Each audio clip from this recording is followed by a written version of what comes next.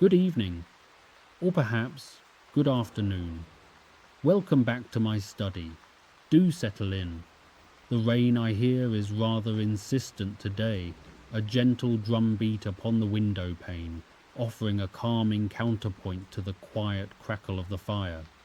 I find such sounds conducive to contemplation, don't you? Today, I wish to speak with you about a profound transition many of us encounter in our later years. That moment when our children, having grown into their own independent lives, finally leave the nest.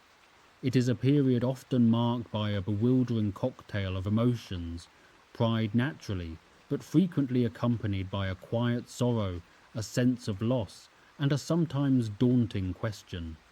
What now? Where do I find my purpose? The Stoics, those ancient philosophers whose wisdom I have long cherished, offered insights that resonate deeply with this very human predicament.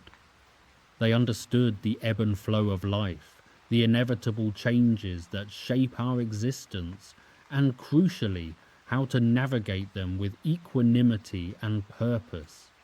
Let us consider three such Stoic lessons that might illuminate this new chapter for us. Firstly, we must embrace the dichotomy of control. This is, perhaps, the bedrock of Stoic thought. Epictetus taught us that some things are within our control, whilst others are not. The departure of your children, their individual paths, their choices, their successes, their struggles, these, fundamentally, lie outside the sphere of your direct control. Your role as an active, hands-on parent, guiding their daily lives, has naturally diminished.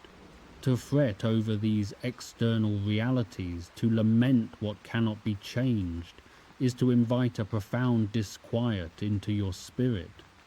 What is within your control, however, is your response to this new reality, your perspective, your judgments, your actions. You control how you interpret this transition. Is it an ending, a loss of identity? Or is it a natural evolution, a burgeoning of new freedoms and opportunities for growth? The Stoic teaches us to withdraw our energy from that which we cannot govern and redirect it toward that which we can, our own character, our virtues, our inner life. This period is not one of being cast adrift, but rather one of reorientation, of reclaiming the helm of your own vessel. Secondly, let us turn our attention to the cultivation of the inner citadel. For many years, perhaps decades, your purpose was intimately intertwined with the rearing of your children. Your identity as mother or father was paramount, a noble and demanding calling. Yet yourself, your essence, is far richer and more complex than any single role. The Stoics spoke of the inner citadel, a fortress of character, reason, and virtue that resides within each of us, impervious to the whims of fortune. Now, as the immediate demands of parenthood recede, you're afforded a precious opportunity to revisit and reinforce this inner citadel. What were the passions, the intellectual curiosities, the personal interests that you set aside or neglected in service to your family? Perhaps it is time to rekindle them. This could be anything from delving deeper into a hobby, learning a new language, pursuing an academic interest, or dedicating time to community service. Your purpose does not vanish with your children's departure, it simply shifts its focus. It moves from external guardianship to internal growth and external contribution of a different nature. Your worth is not diminished, rather, it is clarified and refined as you focus on living virtuously, with wisdom, courage, justice, and temperance, not merely for others, but as yourself. Finally, we must embrace Amor Fati, the love of one's fate. Life is a constant process of change, of becoming. The departure of our children is a fundamental, natural, and ultimately healthy phase in the cycle of life.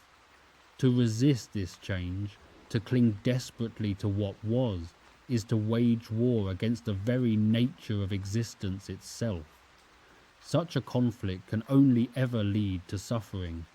Instead, the Stoic invites us to not just accept, but to love this new chapter, to see it as an essential, integral part of our life's narrative. This is not a void to be filled, but a fertile ground upon which new seeds of purpose can be sown. Perhaps it is time to mentor others, to share the wisdom accumulated over a lifetime of experience, to contribute to the wider community in ways you previously lacked the time or energy for. This is an invitation to explore aspects of yourself that have long lain dormant, to redefine what a fulfilling life means to you now in this unique phase.